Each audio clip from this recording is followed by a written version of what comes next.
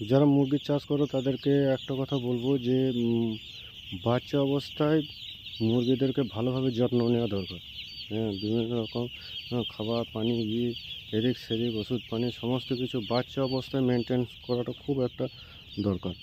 বাচ্চাতে যত বাচ্চা অবস্থায় যখন ছোট আছে 1-2 দিন, আজকে আমাদের মুরগি 2 দিন হলো, তো এই অবস্থায় যত মুরগিকে তারা নাড়াচাড়া করবে তত খাবে, খাবার খাবে, পানি খাবে।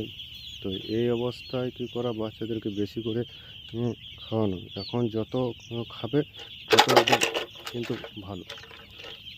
তাই বাচ্চা অবস্থায় কী করতে হবে, খানিক একটু মেহনত করবে। প্রথম 10 দিন মেহনত করতে হবে, তারপরে অতটা মেহনত করার দরকার নেই। কিন্তু প্রথম 10 দিন খুব ভালো করে মেহনত করতে হবে বাচ্চার পেছনে সবসময়।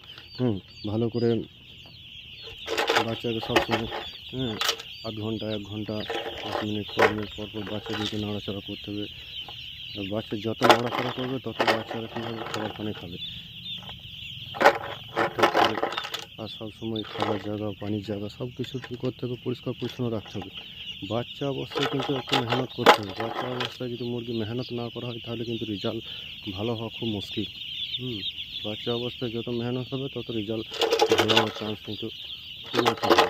তাই বাচ্চা অবস্থায় কিন্তু মুরগির প্রতি খুব মেহনত করা দরকার।